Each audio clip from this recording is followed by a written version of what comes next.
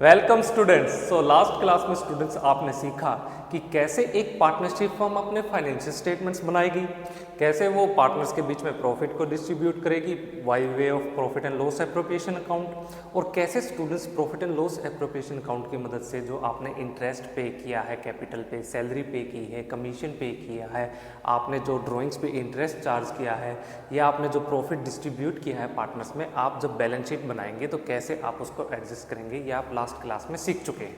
सो आज हम एक और इम्पॉर्टेंट टॉपिक डिस्कस करेंगे आपके साथ, जिसको हम कहते हैं ट्रांसफर टू रिजर्व। देखिए, ये रिजर्व क्या है, ये आप क्लास 11th में ही पढ़ चुके हैं। आपका एक चैप्टर होता था प्रोविजन एंड रिजर्व्स। वहाँ स्टूडेंट्स आपने सीखा था कि रिजर्व का मतलब वो अमाउंट, वो पैसा जो कि एक फर्म अपने ओनर को ना देके कुछ भविष्य के लिए नेट प्रॉफिट में से सेव करके रख लेती है। यानी सारा का सारा नेट प्रॉफिट ओनर को नहीं कैपिटल में ट्रांसफ़र किया जाता, उसकी कैपिटल में ऐड किया जाता बैलेंस शीट में। उसका कुछ हिस्सा फर्म, फ्यूचर देखिए अनसर्टेन है, कुछ भी हो सकता है, तो फ्यूचर के लिए कुछ पैसा अपने पास रख लेती है, और उसी पैसे को स्टूडेंट जो भविष्य के लिए रखा गया है हम कहते हैं यहाँ पे रिजर्व। फॉर एग्जाम्पल जैसे आपका जनरल रिजर्व। तो स्टूडेंट्स आज आप सीखेंगे क्लास 12th के अंदर कि ये जो रिजर्व के अंदर क्या अब भी फर्म कुछ पैसा अपने पास रख लेगी अपने पार्टनर्स के बीच में डिस्ट्रीब्यूट ना करके? बिल्कुल रखेगी स्टूडेंट्स। वो पैसा फर्म अभी भी अपने पास रखती है। वो जो रिजर्व की अमाउंट है आज आप वो सीखेंगे, वो कैसे कैलकुलेट की जाएगी, उसके कुछ मेथड्स हैं, कुछ फॉर्मूलेज हैं। आपके एग्जामिनर कुछ डिफरेंट वर्ड्स, कीवर्ड्स यूज़ करेगा और उसी से आप कंफ्यूज होंगे, आपको थोड़ा सा डिफिकल्ट लगेगा। आज आपकी वो कंफ्यूजन सॉल्व हो जाएगी। पहले कैसे आप उसको कैलकुलेट करेंगे मैं आपको एक एग्जांपल से समझाता हूँ। मैं कोई भी ऐसे रैंडमली कोई भी अमाउंट ले रहा हूँ। मान लीजिए कि प्रॉफिट एंड लॉस अकाउंट की मदद से आपने जो स्टूडेंट्स अपना नेट प्रॉफिट कैलकुलेट किया है, कितनी अमाउंट है, मैं कहता हूँ वो है जी आपकी 2 लाख रुपीज़। 2 लाख रुपये आपका नेट प्रॉफिट हुआ है। ये लीजिए बस, और कोई क्रेडिट साइड आपकी प्रॉफिट एंड लॉस एप्रोप्रिएशन में कोई अमाउंट नहीं। इसके बाद स्टूडेंट्स ये डेबिट साइड में आपके कुछ एक्सपेंसेस भी होंगे जिसको हम एप्रोप्रिएशन कहते हैं। क्या क्या? मान लीजिए कि आपके 2 पार्टनर हैं एक्स एंड वाई, दोनों ने डिसाइड किया कि 1:1 उनकी क्या रहेगी, रेशो रहेगी, और वो कहते हैं कि आपको पार्टनर नंबर जो एक्स है ना उसको सैलरी देनी है। पार्टनर्स एक्स को सैलरी, फॉर एग्जांपल मैं कहता हूँ 10,000 रुपये आपने उसको सैलरी पे की है। फिर कोई पार्टनर है आपका वाई, उसको स्टूडेंट्स आपने कमीशन दिया है। फॉर एग्जांपल मैं कहता हूँ वो कमीशन की अमाउंट है जी आपकी 30,000 रुपीज़। उसके बाद स्टूडेंट्स आपको इन पार्टनर्स की जो कैपिटल है उस पर इंटरेस्ट भी पे करना है। मैं कहता हूँ for example interest on capital आपने जो पे की है, एक्स को तो आपने पे किया है मान लीजिए 50,000 रुपीज़, और वाई को भी स्टूडेंट्स आपने मान लीजिए पे किया है 50,000 रुपये। तो टोटल स्टूडेंट्स अब तक कितने एक्सपेंसेस आपके हुए? देखिए 50 1 लाख प्लस 40,000 यानी 1,40,000 रुपीज़ आपने एक्सपेंसेस के रूप में पे किए। तो अब कितने पैसे बच गए स्टूडेंट्स आपके पास? आपके पास बच गए जी 60,000 रुपीज़, 60,000 रुपये। वैसे तो ये 60,000 रुपये सारा का सारा आपके जो ये पार्टनर्स हैं, इन पार्टनर्स के बीच में प्रॉफिट के रूप में बट जाना चाहिए था। यानी 30,000 एक्स के पास जाते, 30,000 वाई के पास जाते। लेकिन पार्टनरशिप फर्म ने ये डिसाइड किया कि हम कुछ पैसा कहाँ ट्रांसफ़र करेंगे, रिजर्व में, टू रिजर्व, इस तरीके से। और हमें कुछ पैसा भविष्य के लिए भी बचा के रखना है। फ्यूचर अनसर्टेन है, कुछ भी ऐसे घटनाएं, इवेंट्स हो सकते हैं, फर्म को थोड़ा रेडी रहना चाहिए, धीरे धीरे प्रॉफिट में से कुछ पैसा बचा के रखना चाहिए। और स्टूडेंट्स आपको ये रिजर्व की अमाउंट निकालने के बाद, ये रिजर्व की अमाउंट निकालने के बाद, इसके बाद जो भी प्रॉफिट का हिस्सा बचेगा वो आपको क्या करना है, डिवाइड कर देना है, डिस्ट्रीब्यूट कर देना है, किसमें? अपने दोनों ही पार्टनर्स एक्स और वाई के बीच में। और स्टूडेंट्स वो अमाउंट कितनी होगी, बस आज आपको वही सीखना है। उसके लिए 3 केसेस है, 3 केसेस जो स्टूडेंट्स एग्जामिनर आपसे पूछेगा, बताएगा, आपसे आस्क करेगा। क्या क्या? केस नंबर 1, आपको एग्जाम में कह सकता है कि रिजर्व क्या है। मान लीजिए reserve is 10% of net profit, यानी आपका जो नेट प्रॉफिट है उसकी 10% अमाउंट आपको रिजर्व के रूप में रखनी है। फिर केस नंबर 2 स्टूडेंट्स, एग्जामिनर आपसे कह सकता है कि reserve is 10% of distributable profit, जिसको स्टूडेंट्स हम डिविजिबल प्रॉफिट भी कहते हैं। ये वो प्रॉफिट है जो कि आपको पार्टनर्स को दे देना था, डिस्ट्रीब्यूट कर देना था, लेकिन आपने डिसाइड किया कि उसका एक हिस्सा हम क्या करेंगे, रिजर्व के रूप में रखेंगे। और तीसरा केस बहुत इंपॉर्टेंट है एग्जाम के पॉइंट ऑफ व्यू से। रिजर्व इज, लैंग्वेज समझना क्या बोल रहा है, 10% ऑफ नेट डिविजिबल प्रॉफिट। देखिए ये क्या है, आज सारा खेल इसी का है, यहीं से आपको अपना कंसेप्ट क्लियर होगा। चलिए जी 1 बाय 1 सॉल्व करते हैं स्टूडेंट्स। देखिए सबसे पहले कहा गया रिजर्व कितना है, 10% है नेट प्रॉफिट का। आपका नेट प्रॉफिट स्टूडेंट्स कितना, 2 लाख रुपए। तो 2 लाख रुपीज़ का आप सबसे पहले कैलकुलेट कीजिए 10%। ये अमाउंट हुई स्टूडेंट्स आपकी 20,000 रुपीज़, यानी 20,000 रुपये आप क्या करेंगे, रिजर्व में ट्रांसफ़र कर दीजिए। ये आया जी केस नंबर 1 में 20,000 रुपीज़ हो गए। अब कितना बैलेंस बच गया स्टूडेंट्स आपके पास, 2 लाख माइनस में 1,60,000, कितना पैसा बच गया, 40,000 रुपये। ये 40,000 रुपये स्टूडेंट्स क्या है, आपका प्रॉफिट का हिस्सा है, जो कि आपको एक्स और वाई के बीच में 1:1 की रेशियो उस फॉर्म में बांटना है। यानी 20,000 रुपये किसके पास चले जाएंगे, एक्स के पास, और 20,000 किसके पास चले जाएंगे, वाई के पास। बस ये था केस नंबर 1। कितना ईजी है ये आप अब तक करते आए हैं, आपने सिंपल से क्वेश्चन सोल्व भी किए हैं। चलिए इसको नोट डाउन कीजिए, फिर मैं केस नंबर 2 आपको समझाता हूँ। हो गया, चलिए अब थोड़ा सा इसको रफ करते हैं। केस नंबर 2 ये काफ़ी इंपॉर्टेंट है, इसको थोड़ा ध्यान से समझना। क्या कहना चाहता हूँ, ये divisible profit, net divisible profit क्या है, सारा खेल इन्हीं के बीच का है। स्टूडेंट्स आपसे कहा गया है कि रिजर्व क्या है, 10% है किसका, डिविजिबल प्रॉफिट का। डिविजिबल प्रॉफिट का मतलब वो पैसा जो कि आपने अपनी क्रेडिट साइड के टोटल में से जितने भी आपके डेबिट साइड में एप्रोप्रिएशंस है उनको सब्ट्रैक्ट करने के बाद जो बच गया, जो कि आपको पार्टनर्स को क्या करना था, डिस्ट्रीब्यूट कर देना था, पार्टनर्स में बांट देना था। लेकिन आप कहते हैं कि वो पैसा पार्टनर्स में नहीं बांटना, उसका 10% रिजर्व में क्या कर दो, सेव कर दो। जैसे 2 लाख रुपए आपका प्रॉफिट है, ठीक है, 2 लाख में से स्टूडेंट्स 10,000 सैलरी के गए, 30,000 कमीशन के गए, इंटरेस्ट कैपिटल पे कितना दिया आपने, टोटल 1 लाख रुपीज़, यानी 1,40,000 रुपीज़ स्टूडेंट्स आप क्या कर चुके हो, खर्च कर चुके हो, किस में से, 2 लाख रुपए में से। तो बच गया कितना पैसा, 60,000 रुपीज़, 60,000 रुपये। वैसे तो ये 60,000 रुपये, 60,000 रुपीज़ आपको क्या करना था, प्रॉफिट के रूप में अपने पार्टनर्स के बीच में इक्वली डिवाइड कर देना था, यानी 30,000 जाते एक्स के पास, 30,000 जाते वाई के पास। लेकिन आपसे कहा गया है कि आप ये जो 60,000 रुपये बच गए, इसका 10% क्या करो, रिजर्व के रूप में ट्रांसफ़र कर दो। तो ये कितना हुआ, ये हुआ जी अमाउंट आपकी 6,000 रुपीज़, 6,000 रुपये। तो स्टूडेंट्स अब आप रिजर्व में 6,000 रुपीज़ को और कर देंगे क्या, ट्रांसफ़र। तो अब कितनी अमाउंट बच गई, 60,000 में से माइनस करिए स्टूडेंट 6,000 रुपीज़, तो अमाउंट बच गई आपकी 54,000 रुपये। ये 54,000 रुपीज़ स्टूडेंट्स आपका क्या रह गया, प्रॉफिट रह गया। और इसको आपको बांटना है अपने पार्टनर्स के बीच में, 1:1 की रेशो है, यानी 27,000 किसके पास जाएंगे, एक्स के पास, और 27,000 किसके पास जाएंगे, वाई के पास। बस ये इंपॉर्टेंट था पॉइंट आपका, यही डिविजिबल प्रॉफिट का केस था। अब इसको नोट डाउन कीजिए, फिर केस नंबर 3 डिस्कस करते हैं। डन, चलिए जी। 3rd केस में स्टूडेंट्स कहता है कि रिजर्व क्या है, 10% है नेट डिविजिबल प्रॉफिट का। ये नेट डिविजिबल प्रॉफिट क्या है स्टूडेंट्स, थोड़ा ध्यान से समझना सीखना।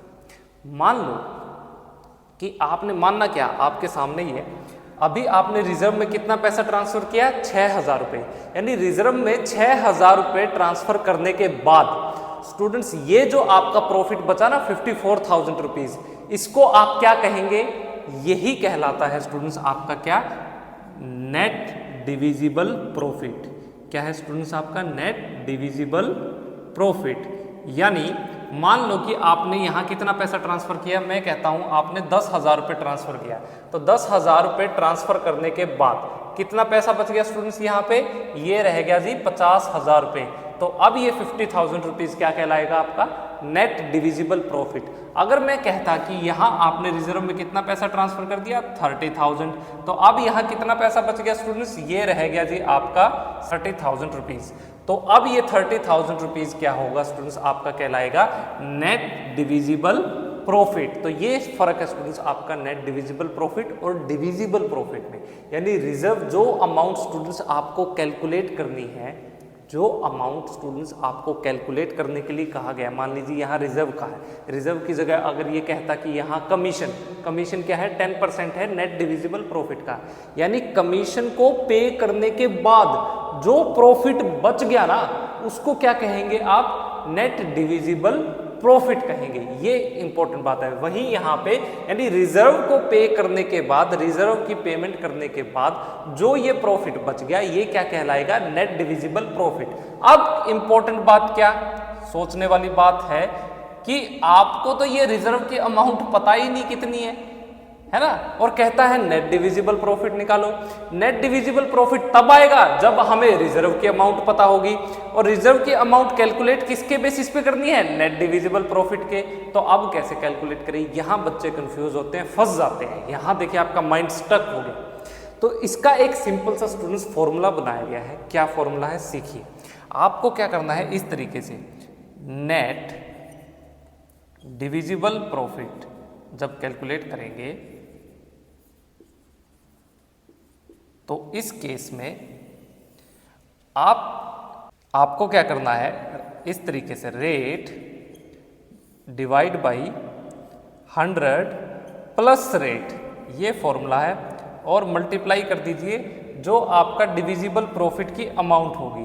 क्या, डिविजिबल प्रॉफिट, बस ये फॉर्मूला है। इसकी मदद से स्टूडेंट्स आपका आंसर आ जाएगा। देखिए रेट कितनी है 10%, तो आप कैलकुलेट करेंगे इस तरीके से, आ जाइए 10/100 plus 10 multiply by divisible profit कितना था 60,000 रुपये, 60,000 रुपीज़। तो स्टूडेंट्स ये कितना आया 10/110 मल्टीप्लाई बाई 60,000, तो ये आया जी, ये 0 से 0 गई, 11 को 60,000 से डिवाइड करेंगे तो आपका क्या आएगा, 11 5 55,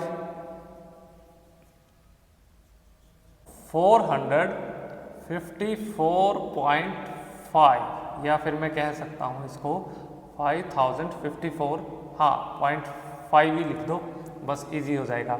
और अब जो स्टूडेंट्स रिमेनिंग अमाउंट रहेगी इसको आपको क्या कर देना है, डिस्ट्रीब्यूट कर देना है प्रॉफिट के रूप में अपने पार्टनर्स के बीच में। तो ये एक इंपॉर्टेंट केस था स्टूडेंट्स, इसको नोट डाउन कीजिए, फिर मैं कुछ और आपको इंपॉर्टेंट टॉपिक बताता हूँ। स्टूडेंट्स ट्रांसफर टू रिजर्व के कंसेप्ट को चलिए एक प्रैक्टिकल क्वेश्चन से समझते हैं। एग्जामिनर कहता है कि x एंड y आपके दो पार्टनर्स हैं और वो है इक्वल पार्टनर्स, यानी उनके बीच में जो रेशो रहेगी वो होगी 1:1 की, और उनकी जो कैपिटल है 4 लाख ईच, यानी 4 लाख रुपए x लेके आया और 4 लाख रुपीज़ ही y ने कंट्रीब्यूट की है एज ए कैपिटल के रूप में। इंटरेस्ट ऑन कैपिटल जो स्टूडेंट्स आपने अलाउ किया है वो होगा 10% पर एनम की रेट से। उसके बाद y एक पार्टनर है, उसको सैलरी अलाउ की गई है 10,000 रुपीज़ पर मंथ, यानी पूरे साल में 1,20,000। नेट प्रॉफिट जो स्टूडेंट्स फर्म का है वो है 9,50,000 रुपये, और इंटरेस्ट जो स्टूडेंट्स उनकी ड्राइंग्स पे चार्ज किया गया है 30,000 तो है x का, 20,000 किया गया है जी y से। और स्टूडेंट्स आपसे कहा गया है कि जनरल रिजर्व के अंदर जो अमाउंट आपको ट्रांसफ़र करनी है वो होगी 25% ऑफ नेट डिविजिबल प्रॉफिट की, और आपसे कहा गया है कि आपको profit and loss appropriation account बनाना है। चलिए जी स्टार्ट करते हैं क्वेश्चन को। सबसे पहले बताइए कि फर्म को प्रॉफिट कितना हुआ है। नेट प्रॉफिट जो स्टूडेंट्स फर्म का है वो है 9,50,000 रुपये। तो क्रेडिट साइड आप लिखेंगे इस तरीके से, by profit and loss account. क्या कैलकुलेट किया स्टूडेंट्स आपने वहाँ से, नेट प्रॉफिट, और ये अमाउंट है 9,50,000 रुपीज़। उसके बाद स्टूडेंट्स फर्म को इनकम हुई है ड्राइंग्स पे इंटरेस्ट चार्ज करके, तो आप इस तरीके से रिकॉर्ड करेंगे, by interest on drawings. X से जो फर्म ने वसूले हैं ड्राइंग्स पे वो है जी अमाउंट आपकी 30,000 रुपीज़, और वाई से स्टूडेंट्स ड्राइंग्स पे इंटरेस्ट चार्ज किया गया है 20,000 रुपये का। तो टोटल 50,000 रुपये फर्म के पास यहाँ से आ गए। तो टोटल स्टूडेंट्स फर्म के पास कितने पैसे हैं अब बांटने के लिए पार्टनर्स के, ये है जी आपके 10 लाख रुपीस। चलिए अब नेक्स्ट चीज़, आपको कहा गया है कि आपको इंटरेस्ट अलाउ करना है कैपिटल पे 10% पर एनम की रेट से, और कैपिटल कितनी है उनकी 4 लाख रुपीस। तो आप यहाँ पे लिखेंगे to interest on capital. X को स्टूडेंट्स कितने 4 लाख का 10% कितना हुआ 40,000 रुपीज़, और वाई के भी कितने होंगे 4 लाख का 10% 40,000 रुपीज़। उसके बाद आपसे कहा गया है कि आपको सैलरी पे करनी है वाई को at the rate of 10,000 rupees per month. तो आप करेंगे टू वाइज सैलरी, वाई जो पार्टनर है उसका सैलरी के रूप में 10,000 रुपये हर महीना, 10,000 इंटू में 12, ये हुई अमाउंट आपकी 1,20,000 रुपीज़। उसके बाद कुछ और बचा हमारे पास नहीं, ये भी हो गया नेट प्रॉफिट। फिर कहा गया जनरल रिजर्व में ट्रांसफर करने 25% ऑफ नेट डिविजिबल प्रॉफिट। देखो स्टूडेंट्स अब बात ध्यान से देखना, सबसे पहले तो मुझे बताओ कि डिविजिबल प्रॉफिट कितना है, प्रॉफिट कितना बच गया पार्टनर्स के बीच में अगर बांटना हो तो हमें। आपकी अमाउंट है 10 लाख रुपीज़। 10 लाख रुपीज़ में स्टूडेंट्स आप सब्ट्रैक्ट कीजिए 1,20,000 प्लस 40 ये हुए 2 लाख रुपए, यानी 10 लाख रुपए में से 2 लाख रुपए अगर आप सब्ट्रैक्ट कर दोगे तो आपके पास बचे 8 लाख रुपए, 8 लाख रुपीज़। और आपको स्टूडेंट जनरल रिजर्व में इसी 8 लाख रुपए का 10% क्या करना है ट्रांसफ़र करना है, लेकिन ये है नेट डिविजिबल प्रॉफिट के रूप में। तो इसका फॉर्मूला क्या है, रेट अपॉन में 100 प्लस में रेट मल्टीप्लाई बाई आपका जो डिविजिबल प्रॉफिट है। कितना स्टूडेंट्स रेट आपकी 25%, 25/100 प्लस में 25 multiply by 8 lakh rupees, 8 lakh रुपए। तो ये हुआ 25/125 यानी गुना में 8 लाख। 25 को स्टूडेंट्स 125 5 से किया डिवाइड, और 8 लाख को जब आप 5 से करेंगे तो ये आएगा आपका 5 × 5, 5 × 6 = 30, 1,60,000 रुपये। तो स्टूडेंट्स रिजर्व में जो आपको अमाउंट ट्रांसफ़र करनी है वो होगी आपकी 1,60,000 रुपीज़। अब कितना अमाउंट बच गया, कितना पैसा आपके पास बच गया, 8 लाख रुपए में से जब आप 1,60,000 रुपये सब्ट्रैक्ट करेंगे तो पैसा बच गया जी आपके पास 6,40,000 रुपीज़, 6,40,000 रुपये। अब ये पैसा क्या होगा, बांटा जाएगा दोनों ही पार्टनर्स के बीच में टू प्रॉफिट। और किस रेशो में, क्योंकि ये इक्वल पार्टनर है 1:1 इनके बीच में रेशो है, तो x के पास भी आधे पैसे जाएंगे, y के पास भी। तो कितने जाएंगे 3,20,000 रुपीज़ ले जाएगा x प्रॉफिट के, और 3,20,000 रुपीज़ ही ले जाएगा y किसके एज ए प्रॉफिट के। तो स्टूडेंट्स ये था वो तरीका जिसकी मदद से आपने रिजर्व नहीं, यहाँ आप लिखिए प्रॉपर, जब मेंशन किया ना जनरल रिजर्व, तो यहाँ आप जनरल रिजर्व में ट्रांसफ़र कर रहे हैं इनको। रिजर्व के भी कुछ टाइप्स थी, क्लास 11 में आपने पढ़ा था। ये 1,60,000 रुपये ये हमने कैलकुलेट किया। ये जो 6,40,000 रुपये, अब ये क्या कहलाएंगे आपके नेट डिविजिबल प्रॉफिट, यानी 6,40,000 रुपये का स्टूडेंट्स आपने क्या किया है 25% आपने ट्रांसफ़र कर दिया। प्रूफ करके दिखाऊं, देखो 6,40,000 का अगर ये क्या है नेट डिविजिबल, मैंने क्या कहा जो अमाउंट कैलकुलेट करनी है उसको कैलकुलेट करने के बाद जो अमाउंट आ जाएगी वो लास्ट में क्या कहलाएगी आपकी नेट डिविजिबल प्रॉफिट, यानी 6,40,000 आपका नेट डिविजिबल प्रॉफिट है। इसका 25% अगर आप करेंगे तो ये अमाउंट जब आप करेंगे तो ये आ गया आपका 1,60,000 रुपीज़ से। तो स्टूडेंट्स ये था आपका तरीका यहाँ आपने जनरल रिजर्व के कंसेप्ट को समझा, मेन जनरल रिजर्व को भी समझाना था, और मुझे आपको ये नेट डिविजिबल प्रॉफिट क्या होता है ये भी आपको कैलकुलेट करना सिखाना था। क्योंकि ज़रूरी नहीं जनरल रिजर्व कहे, आपको कह सकता है कि आपकी जो कमीशन है वो 25% है नेट डिविजिबल प्रॉफिट की, आपको जो सैलरी पे करनी है वो 25% पे करनी है नेट डिविजिबल प्रॉफिट की। तो नेट डिविजिबल प्रॉफिट को आप कैसे कैलकुलेट करेंगे, तो इसका ये एक फॉर्मूला है, इस फॉर्मूले की मदद से आपको ये कैलकुलेट करना है और फिर आपको अपने क्वेश्चंस को सॉल्व करना है। चलिए इसको नोट डाउन कीजिए, फिर मैं नेक्स्ट इंपॉर्टेंट टॉपिक आपको समझाऊंगा। स्टूडेंट्स, अब एक इंपॉर्टेंट टॉपिक को डिस्कस करते हैं जिसमें स्टूडेंट्स बहुत ज़्यादा कंफ्यूज रहते हैं। क्या है जी? एक कीवर्ड है स्टूडेंट्स जिसको हम कहते हैं चार्ज अगेंस्ट प्रॉफिट। आपने काफ़ी बार ये सुना है, आप क्लास 11th में इसको सुनते आए हैं, पढ़ते आए हैं, और यहाँ क्लास 12th में आपने पढ़ा है, एक वर्ड आएगा स्टूडेंट जिसको हम कहते हैं एप्रोप्रिएशन ऑफ प्रॉफिट्स। देखिए दोनों में क्या फ़र्क है, एप्रोप्रिएशन ऑफ प्रॉफिट क्या है और ये चार्ज अगेंस्ट प्रॉफिट क्या है, इन दोनों में क्या डिफरेंस है अभी क्लियर कीजिए ताकि फ्यूचर में आपको दिक्कत ना हो। समझिए, देखिए चार्ज अगेंस्ट प्रॉफिट स्टूडेंट्स, अभी सिर्फ आप नोट डाउन कीजिए, मैं आपको विद एग्जांपल समझाता हूँ। चार्ज अगेंस्ट प्रॉफिट का मतलब क्या है, ये सिंपल सी बात है, ये क्या है, एक एक्सपेंस है, इट इज एन एक्सपेंस, बस। पॉइंट नंबर 2, ये क्या है स्टूडेंट्स, आप इसको कहाँ रिकॉर्ड करते थे, अब ये देखिए डेबिट साइड, जहाँ आपकी किसकी, प्रॉफिट एंड लॉस अकाउंट की। और तीसरी इंपॉर्टेंट स्टूडेंट्स इसके अंदर इसके एग्जाम्पल, जैसे कि आपने पढ़े प्रॉफिट एंड लॉस अकाउंट की डेबिट साइड क्या क्या आ सकता है, आपका मैनेजर का कमीशन है ना, और स्टूडेंट्स आप क्या क्या लिख सकते हैं, जैसे कि आपने पे किया है इंटरेस्ट ऑन लोन, आपने अगर अपने पार्टनर से ले रखा है तो उसके ऊपर जो ब्याज आप देंगे वो, या फिर आपकी इलेक्ट्रिसिटी का खर्चा, आपने जो सैलरी देनी है अपने एम्प्लॉयज़ को वो, ये सारे के सारे आइटम्स आप कहाँ रिकॉर्ड करते हैं, salary of employees, profit and loss account की डेबिट साइड, और इन्हीं को हम कहते हैं क्या, चार्ज अगेंस्ट प्रॉफिट। ये सारे क्या है, हमारे खर्चे हैं, एक्सपेंस है।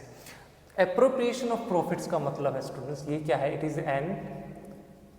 Is an distribution of profit, ये प्रॉफिट का बंटवारा है, distribution of profit from net profit की मदद से।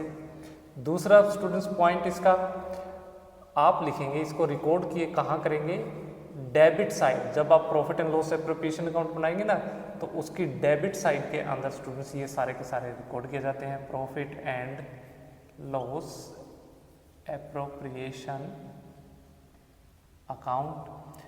और थर्ड स्टूडेंट्स इसके क्या एग्जांपल है, सेम जो आपको पता ही है, आप अब तक क्या कर रहे हैं, पार्टनर को स्टूडेंट्स आपने कमीशन दिया, पार्टनर्स कमीशन, और क्या एग्जांपल हो सकता है स्टूडेंट्स इसका, आप इंटरेस्ट पे कर रहे हैं अपने पार्टनर्स को उनकी कैपिटल पे, इंटरेस्ट ऑन कैपिटल, ये सारे एग्जांपल हैं किसके, आपके एप्रोप्रिएशन ऑफ प्रॉफिट के।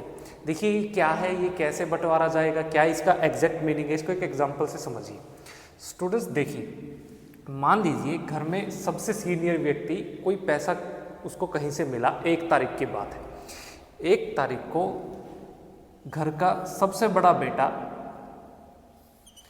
इसके पास मान लीजिए 50,000 रुपये है, 50,000 रुपीज़, और ये अपने 50,000 रुपये को लेके शाम को अपने घर पर आ रहा है। घर पे सब इसका इंतज़ार कर रहे हैं, घर पे सारी फैमिली है, घर पे इसके 2 छोटे छोटे इसके भाई हैं, और कौन कौन है, घर पे इसकी मदर हैं, और कौन कौन है, घर पे भाई इसके फादर भी है। ये लेके आ रहा है, सब इसका वेट कर रहे हैं, सारी की सारी फैमिली वेट कर रही है, भी 50,000 रुपये हमारे पास आएंगे, मदर को क्या कहते हैं शॉपिंग पे जाना है, फादर को कहीं पे तीर्थ यात्रा पे निकलना है तो उसके लिए पैसे चाहिए, ये दोनों इसके छोटे भाई हैं, इनको मूवी देखनी है तो इनको उसके लिए पैसे चाहिए, मतलब सबको इंतज़ार है कि ये 50,000 रुपये लेके आने वाला है। लेकिन स्टूडेंट जैसे ही ये चला, रास्ते में इसको कौन मिला, यहाँ पे इनका दूध वाला, ये दूध वाला आया, ये बोला अरे सर रुकिए, आज तो 1 तारीख है, पिछले महीने का दूध का जितने पैसे बनते हैं वो तो मेरे दे दीजिए। तो ये बोला ठीक है। पीछे से स्टूडेंट्स यहाँ पे जो अखबार वाला न्यूज़पेपर जो स्टूडेंट्स दे के जाता है वो आ गया।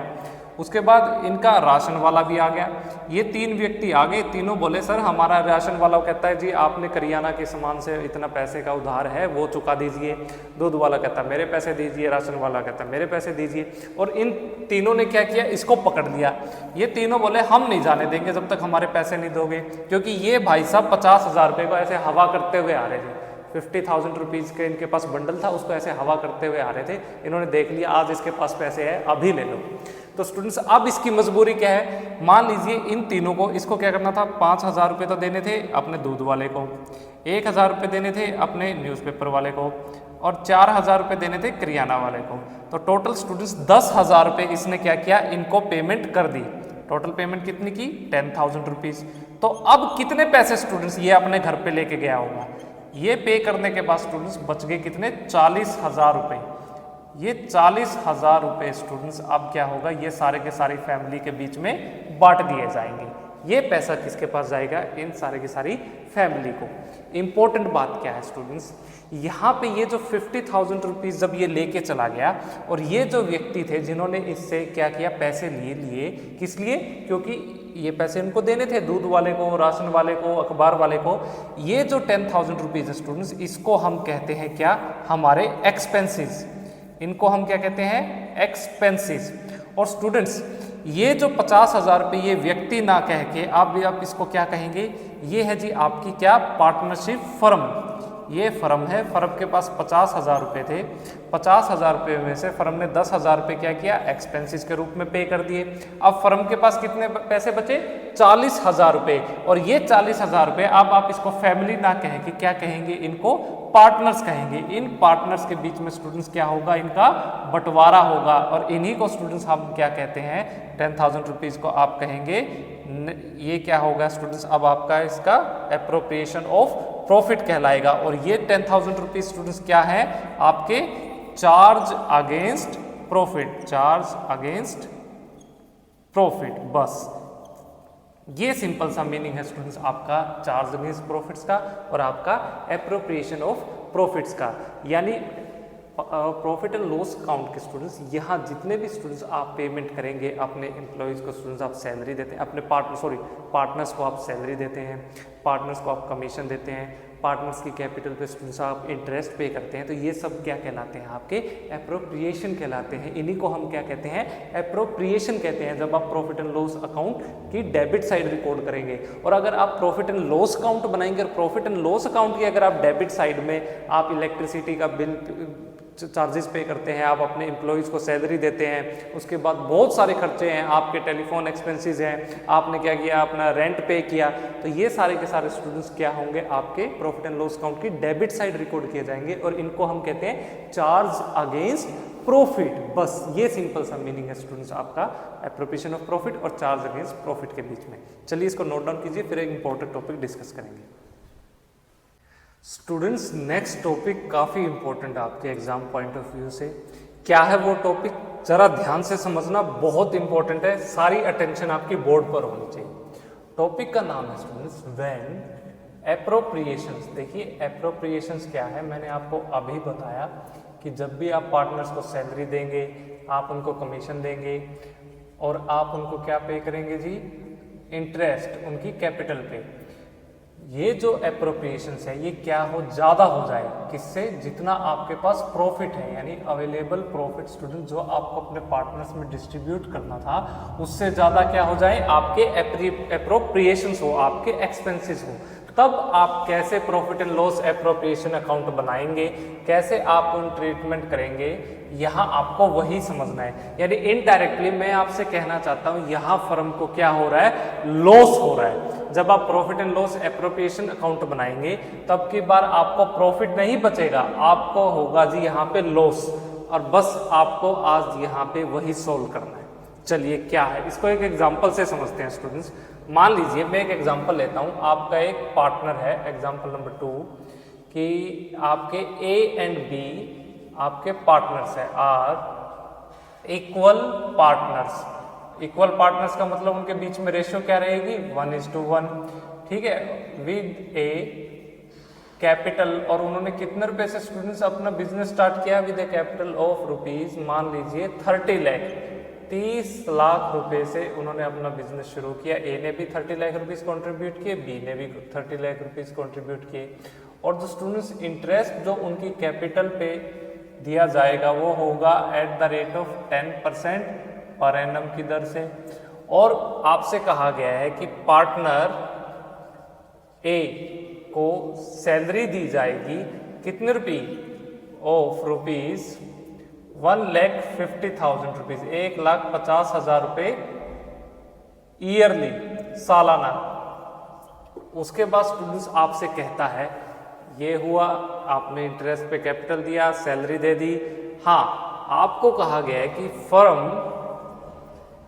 इनकर्ड ए लॉस, अरे इस बार तो फर्म को लॉस हो गया, ड्यूरिंग द ईयर, साल के दौरान, यानी प्रॉफिट एंड लॉस अकाउंट की मदद से क्या आया, नेट लॉस कितने रुपए का, ऑफ रुपीज 1 लाख, 1 लाख रुपए का लॉस हो गया। इसके बाद स्टूडेंट्स आपसे कहा गया है कि इंटरेस्ट ऑन ड्राइंग्स, जो पार्टनर्स ने ड्राइंग्स की ना उसके ऊपर इंटरेस्ट चार्ज किया गया है, is rupees 80,000 and 70,000 of A and B respectively.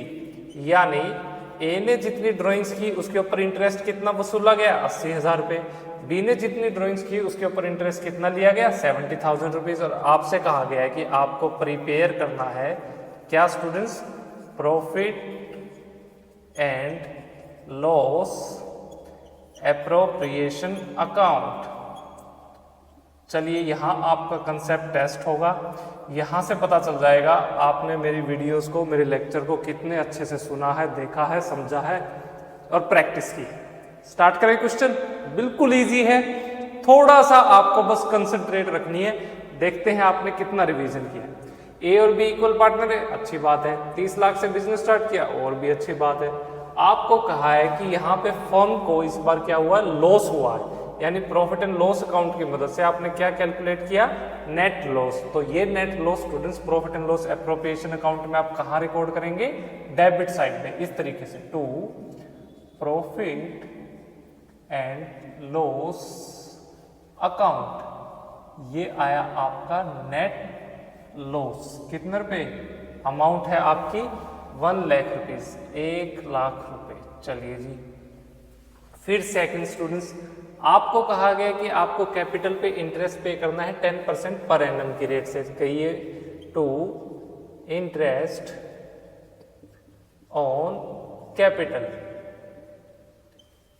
ए को कितना जाएगा, 30 लाख का 10%, 3 लाख रुपीज ए ले जाएगा। और बी को कितना जाएगा, फिर से 3 लाख का 10%, 30 लाख का 10%, 3 लाख। तो टोटल स्टूडेंट्स 6 लाख रुपए आपने क्या किया, ब्याज के देने हैं। उसके बाद आपको पार्टनर की सैलरी भी देनी है, किसकी, पार्टनर ए को सैलरी 1.5 लाख रुपए सालाना दी जाएगी। तो 2 इज सैलरी। ये हुए स्टूडेंट्स आपके कितने रुपए, 1,50,000 रुपीज। ठीक है, अब और कुछ बचा आपके पास। हाँ, कहता है कि पार्टनर्स ने जो ड्राइंग्स की है उसके ऊपर इंटरेस्ट भी चार्ज किया गया है, 80,000 रुपये ए से, 70,000 रुपये बी से। तो यहां लिखिए बाई इंटरेस्ट ऑन ड्राइंग्स,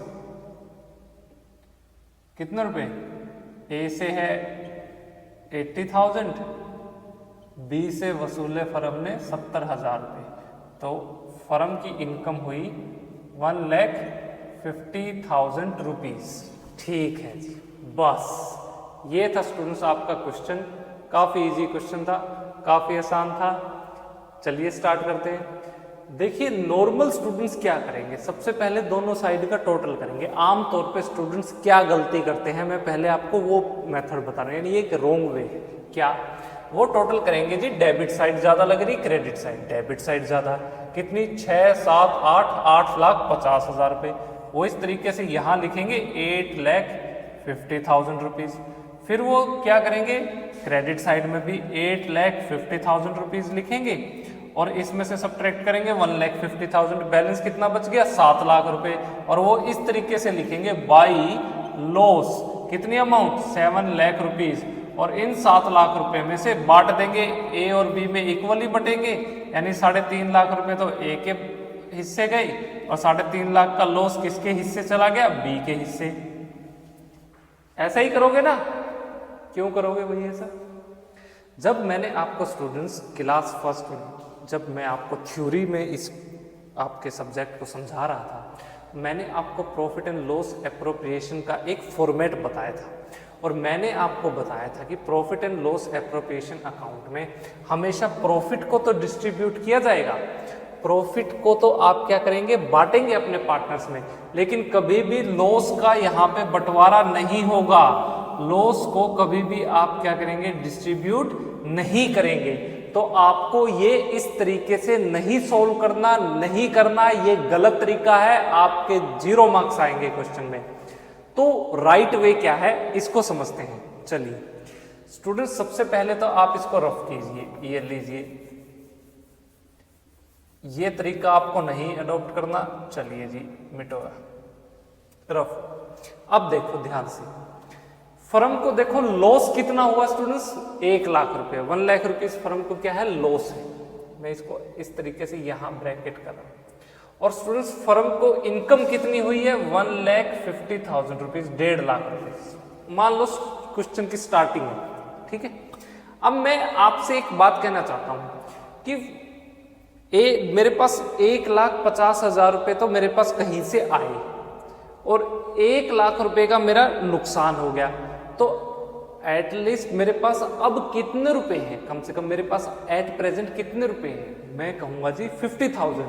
तो मैं यहाँ पे 1 लाख रुपीज को यहाँ से इरेज करके और मैं यहाँ पे सिर्फ 50,000 रुपए रिकॉर्ड कर दूं, कोई प्रॉब्लम तो नहीं है, 50,000 रुपीज इस तरीके से लिख दूं, समझ गए ना क्या है भाई।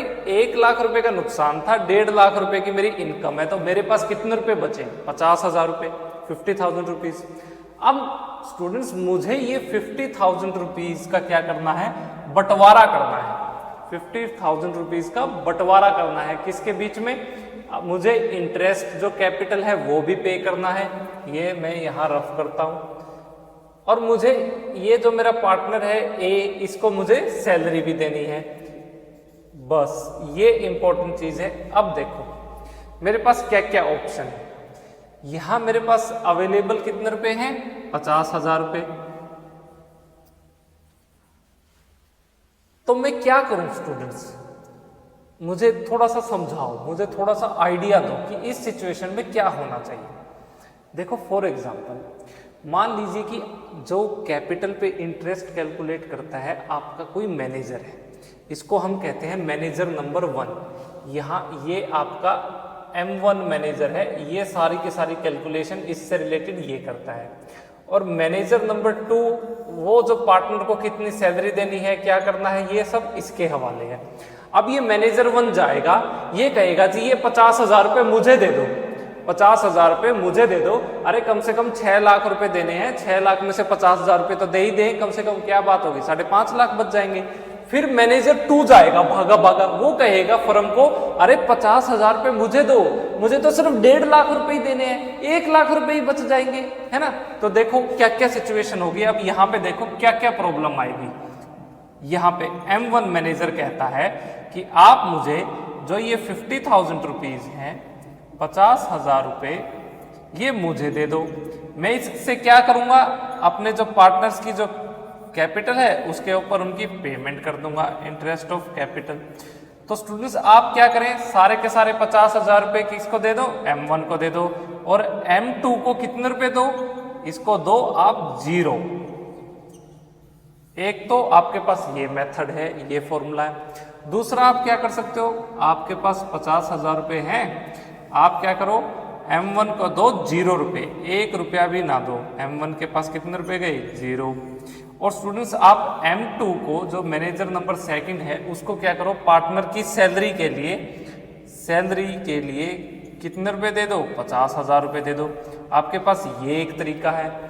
तीसरा स्टूडेंट्स एक और तरीका है, आप क्या करते हो, यार अगर मैं इसको दूंगा तो ये मेरे से नाराज हो जाएगा, ये मैनेजर अगर इसको दूंगा तो ये वाला मैनेजर मुझसे नाराज हो जाएगा, है ना। तो आप क्या करते हो, ये डिसाइड करते हो कि ये जो 50,000 रुपीज है, मैं क्या करता हूं इसमें से 25,000 रुपए तो किसको दे देता हूं, अपने M1 मैनेजर को, है ना। और बचे हुए 25,000 रुपए में किसको दे देता हूं, अपने M2 मैनेजर को, मैनेजर नंबर 2 की। M1 भाई ले तेरे पास 25,000 है, तू देख तूने A को कितने देने, B को कितने देने। और मैं क्या करता हूँ 25,000 रुपए M2 को देता हूँ, ले भाई 25,000 रुपए A को बता दे कि अभी हमारे पास सिर्फ 25,000 रुपए तेरी सैलरी देने के तेरे को लेने हैं, तो ठीक, नहीं तो देख अपना सिस्टम। आप ऐसा कर सकते हैं। तो देखिए 3 ऑप्शन आपके पास, बताइए आप कौन सा ऑप्शन फॉलो करेंगे। आप ये ऑप्शन A फॉलो करेंगे, आप ऑप्शन B फॉलो करेंगे, या फिर आप ऑप्शन C फॉलो करेंगे। स्टूडेंट्स आपको कोई भी फॉलो नहीं करना, तीनों ही ऑप्शन क्या है, गलत है। क्यों? क्योंकि स्टूडेंट्स अगर M1 को यहां पे आपने दे दिए, M2 नौकरी छोड़ के चला जाएगा, लड़ाई करवा देगा, डिस्प्यूट करवा देगा पार्टनर्स के बीच में। सेम अगर M1 को नहीं दिए, M2 को पैसे दे दिए, सेकंड मैनेजर को पैसे दे दिए एक ही सैलरी देने के लिए, तो ये क्या करेगा, अब की बार M1 नाराज हो जाएगा, ये भड़का देगा, है ना, और पार्टनर्स के बीच में डिस्प्यूट हो जाएगा, पार्टनरशिप खत्म। जैसे ही डिस्प्यूट हुआ बस। या फिर आप क्या करें, आधे आधे पैसे दे दें। लेकिन प्रॉब्लम, अगर आप 50% पैसे भी देते हैं तो यहां तो इसके पास 25,000 रुपए आ गई, है ना, लेकिन इसको तो सिर्फ 1.5 लाख रुपए में से 25,000 रुपए दे दिए, 1,25,000 बैलेंस रह गया। लेकिन यहां इसके पास जब 25,000 रुपए आएंगे ना M1 के पास, तो इसका बैलेंस तो 5,75,000 पेंडिंग है। यानी आपने इक्वली क्या किया, यहाँ पे अनुपात के रूप में बंटवारा नहीं किया। तो इसका स्टूडेंट सॉल्यूशन क्या है कि आप क्या करो, इक्वल प्रोपोर्शन के अंदर, अनुपात के अंदर क्या करो, इनको डिवाइड करो 50,000 रुपीज को। कैसे, देखिए आप क्या करेंगे स्टूडेंट्स, यहाँ पे मैं पहले इसको रफ कर देता हूं। आपको जी यहाँ पे करना है बाय वे ऑफ, किस तरीके से, अनुपात के तौर पे, प्रोपोर्शन के रूप में आपको प्रोपोर्शन लेना है। क्या, पहले तो आप ये देखिए कि आपको कितने रुपए किसको देने हैं। 6 लाख रुपए तो देने हैं स्टूडेंट्स आपको M1 के लिए, मैनेजर फर्स्ट को, और मैनेजर 2 को स्टूडेंट्स आपको पे करने हैं 1,50,000 रुपए, ताकि ये आगे अपने पार्टनर्स के बीच में बंटवारा कर सके। जैसे भी इनको देना है, आपने ये काम इन 2 मैनेजर को दे रखा है। आप इनकी रेशो निकालिए। चलिए जी रेशो कैलकुलेट कीजिए। ये 3 से 3 गए, ये 1 0 से 1 0 गया। ये क्या और भी कट सकते हैं? हाँ, 15 1 जा 15, 15 2 जा 30, 15 4 जा 60। यानी आपकी रेशो आई स्टूडेंट्स 4:1 की रेशो। और आप क्या करिए, अब की बार ये जो आपके 50,000 रुपए है ना, आपको 4:1 की रेशो में क्या कर दीजिए स्टूडेंट्स, इनको डिवाइड कर दीजिए, इनको बांट दीजिए। यानी कि ये 50,000 रुपये में से 40,000 रुपये तो कौन ले जाएगा, आपका M1 ले जाएगा, और 10,000 रुपये स्टूडेंट्स कौन ले जाएगा, आपका M2 ले जाएगा। M1 के पास कितने गए, 40,000 रुपये, M2 के पास कितने गए स्टूडेंट्स, आपके 10,000 रुपये। तो बस इसी तरीके से स्टूडेंट्स आपको क्या करना है, प्रोपोर्शन की मदद से, अनुपात की मदद से स्टूडेंट्स आपको अपना जो प्रॉफिट, जो आपके पास रिमेनिंग प्रॉफिट है, उसका बंटवारा करना है। कब, जब आपकी एप्रोप्रिएशन, देखिए ये एप्रोप्रिएशन ही तो है, ये क्या है, ये दोनों आपकी एप्रोप्रिएशन है, आपके एक्सपेंसेस हैं, ये इनकी अमाउंट ज्यादा हो आपके डिविजिबल प्रॉफिट से। यानी जो प्रॉफिट आपके पास है अवेलेबल आज के दिन, कितना पैसा अवेलेबल आपके पास, तो 50,000 रुपये ही है बांटने के लिए, और आपके एप्रोप्रिएशंस, आपके एक्सपेंसेस ज्यादा हैं, तो आपको क्या करना है, प्रोपोर्शन के रूप में बांट देना है उनको 4:1। तो अब यहाँ पे 6 लाख रुपए की जगह कितने रुपए जाएंगे स्टूडेंट्स, ये इसके पास जाएंगे 40,000 रुपीज, और यहां मैनेजर 2 के पास कितने रुपए जाएंगे, 10,000 रुपीज बस। और ये 40,000 रुपए में स्टूडेंट्स आपको क्या करना है, इंटरेस्ट देना है कैपिटल पे, और आपको क्या करना है, रेशियो क्या है इनकी, इक्वल 1:1। यानी 20,000 रुपये तो किसके पास जाएंगे, ब्याज के कैपिटल के रूप में ए के पास, और 20,000 रुपये किसके पास जाएंगे, बी के पास। और ए की सैलरी कितनी है स्टूडेंट्स, यहाँ पे 10,000 रुपीज आप पे करेंगे। कितने रुपए से, आपको पे करनी थी 1,50,000 रुपीज, लेकिन अब आप कितने रुपए पे करेंगे, 10,000 रुपीज। तो इस तरीके से स्टूडेंट्स आपने रेशियो की मदद से यहाँ पे कैलकुलेट किया। आपको फिर ये रेशियो भी ध्यान रखनी है कि आपकी यहाँ पे रेशियो कितनी है, 1:1। इस बेसिस पे आपने फिर इसको क्या किया, डिवाइड किया। यहाँ पे इस तरीके से आपके क्वेश्चंस को आपने सोल्व करना है। बस कभी भी याद रखना, लॉस को मत बांट देना, लॉस को कभी भी शेयर नहीं करते partners profit and loss appropriation account में, है ना। क्योंकि स्टूडेंट्स आपके पास 50,000 रुपये ही है। अगर कोई पार्टनर कहता है मुझे तो सैलरी दे, मुझे तो सैलरी दे, क्यों दे भाई, जब प्रॉफिट 50,000, पैसा ही 50,000 रुपये बचा है, तेरे को 1.5 लाख रुपए हम कहाँ से सैलरी के दे देंगे, पॉसिबल ही नहीं है। तो आपको प्रोपोर्शन अनुपात की रूप में आपको क्या करना है, इन एडजस्टमेंट्स को यहाँ पे सोल्व करना है। तो चलिए, एक इंपॉर्टेंट टॉपिक था, मैंने आपको वादा किया था कि लॉस होगा तब आप उसको कैसे सोल्व करेंगे। तो ये वो तरीका है स्टूडेंट, जब लॉस होगा तो profit and loss appropriation account में, जब आपके डिविजिबल प्रॉफिट कम हो और आपकी एप्रोप्रिएशंस ज़्यादा हो, तो आप कैसे सोल्व करेंगे। आपने दोनों ही टॉपिक को एक साथ समझ लिया। चलिए इनको नोट डाउन कीजिए।